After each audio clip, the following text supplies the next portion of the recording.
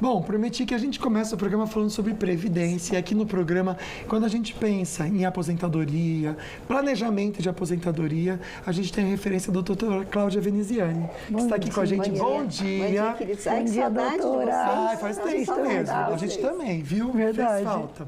Vamos trazer, então, algumas perguntas. Durante a semana, a gente trouxe, no Falando Nisso, o tema de previdência. E, como sempre, bombou de pergunta. O que não deu tempo da doutora responder, vamos responder algumas agora. Pode ser, doutora? Claro, vamos lá. Trazer a primeira, Vamos Mari, lá, para o pessoal primeira comentar? perguntinha. Vamos lá, primeira pergunta para você de casa, então, saber a resposta. Boa tarde. Então, eu sofri um acidente de percurso de trabalho e estava afastada até ano passado. Fui fazer a perícia e o perito me liberou, mas estou aguardando a fazer cirurgia que rompeu o meu tendão. O que devo fazer? E aí, doutora? Tá, essa pergunta muito interessante, é considerado aí um acidente de percurso de trabalho. Ele traz uma série de garantias trabalhistas, inclusive, né? Tem estabilidade aí de 1 ano após retornar ao trabalho. No caso do direito previdenciário, o que ele deve fazer, provavelmente ele está sem receber nem da empresa e nem do INSS, né? Então, se ele teve aí o benefício indeferido pelo INSS, o ideal é que ele procure realmente uma orientação jurídica para ver qual é o melhor caminho, aí, qual é a melhor saída jurídica a ser tomada. A gente chama isso de limbo previdenciário. Às vezes tem que entrar em contato com a empresa para tentar receber esse período que ele está afastado e depois pede a restituição aí para a própria Previdência. Mas é um caso bem específico que precisa ver laudo. Inclusive, fica aqui uma dica: se desse acidente resultar uma sequela, você tem direito ao auxílio acidente, que recebe até a sua aposentadoria. Importante para isso que ele tenha os laudos e a CAT, né, do acidente, um documento que vai comprovar que foi um acidente. Tá certo. A gente separou até algumas imagens de profissões que têm aposentadoria especial, que é algo que a doutora sempre traz aqui pra gente. Por falar nisso, tem uma perguntinha ligada a isso também, doutora. Sou motorista de ambulância, transporto material biológico, pacientes contaminados. Ele quer saber se ele tem direito à aposentadoria especial. Tem direito, mas precisa comprovar, né? Porque como ele está exposto ali a agentes biológicos, a gente vai precisar de um documento que chama PPP. A gente sempre fala aqui desse documento, um documento super importante, que precisa ser preenchido adequadamente com a descrição das atividades dele, que ele trabalha ali transportando pacientes, que tem contato com risco biológico, e observar todos os requisitos ali desse documento, se eles foram preenchidos corretamente. Só com o documento ele prova, doutora? Só não com o precisa documento. filmar que ele está ali, testemunha? Não. A Previdência, ela tem essa formalidade. Então, quando existe uma previsão na lei que tem que ser daquela forma, daquela assim. formalidade, tem que cumprir aquele requisito. Aí, eventualmente, se não tiver toda a comprovação ali, a gente precise de uma prova testemunhal ou uma perícia. Normalmente, quando o documento não atende, a gente pede perícia na via judicial. Então, vamos para a próxima pergunta. Coloca na tela, por favor. Eu tive um acidente de trabalho que fiquei só com 75% da força e movimento da mão. Isso aconteceu dentro da empresa num dia de domingo.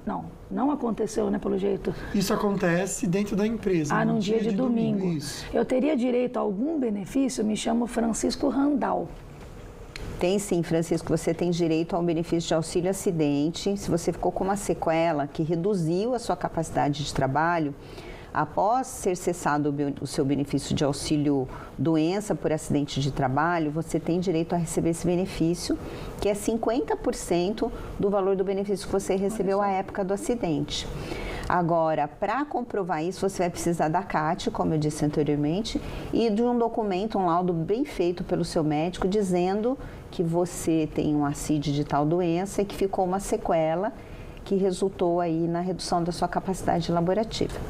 Tá certo. A próxima pergunta tem a ver com uma doença que aflige muitas pessoas, especialmente mulheres, tá bom? Olha só, doutora, tenho fibromialgia, estou aguardando chamar para fazer cirurgia na coluna. Tenho 58 anos. Posso me apresentar? Na verdade, acho que é aposentar, na verdade, né?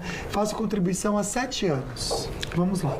Olha, esse é um caso que tem aparecido muito no meu escritório, é bem recorrente, as pessoas sofrem muito dessa doença, né, fibromialgia, que foi considerada como uma deficiência pela legislação.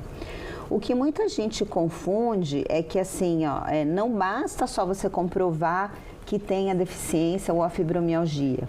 Você vai precisar comprovar a incapacidade para o trabalho, então vai depender muito do grau dessa fibromialgia.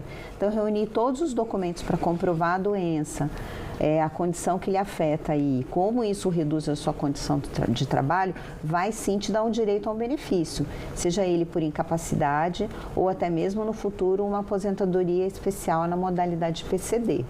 Maravilha. Vamos para a próxima perguntinha. Coloca na tela, por favor.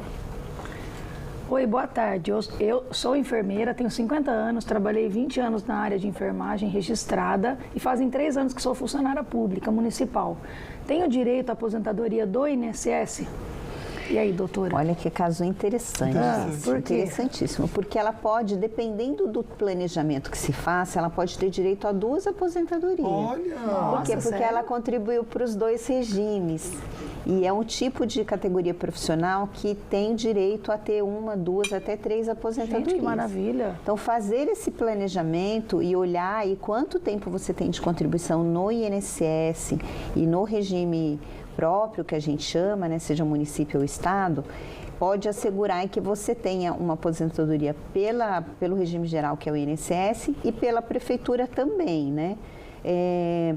Cuidado para não cometer o erro de levar o tempo do INSS para o regime próprio, para a prefeitura, porque senão aí depois você não consegue desaverbar esse período. Então, consultar um especialista e fazer um planejamento previdenciário é a chave do sucesso aí para se aposentar bem. Muito legal essa dica, viu, Muito gente? legal. Bacana. A última pergunta é interessante. Tem 1 minutinho para responder, doutora, mas acho que dá tempo, viu? Tá.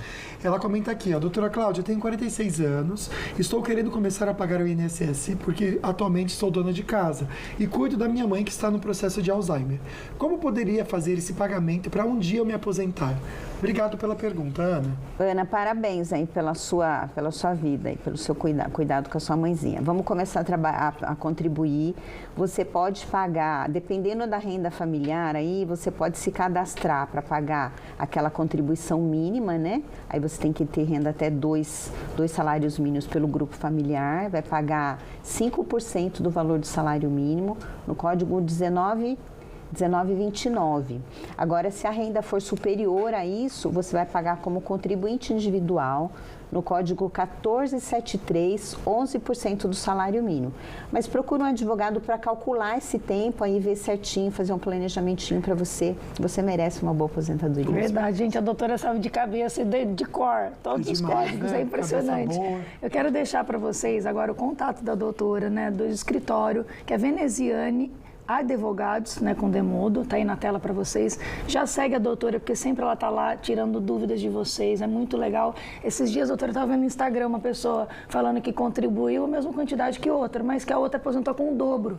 Acontece, né, doutora? Quando não tem um advogado cuidando ali da sua causa, acontece. Acontece porque o histórico previdenciário é o seu DNA de trabalho. Exatamente. Então, você tem um histórico, né, de quanto você contribuía no passado, de quanto você contribui, e você pode planejar o futuro também. E esse planejamento, gente, tem que ser com alguém que entende. Então, a gente Exatamente. colocou aqui Veneziane Advogados, doutora Cláudia, porque eles conseguem fazer isso, tá certo? Doutora, muito obrigada. Eu que Obrigada, agradeço, querida. bom domingo Estava com pra saudade. vocês, Estávamos gente. mesmo. Eu também, morrendo de saudade.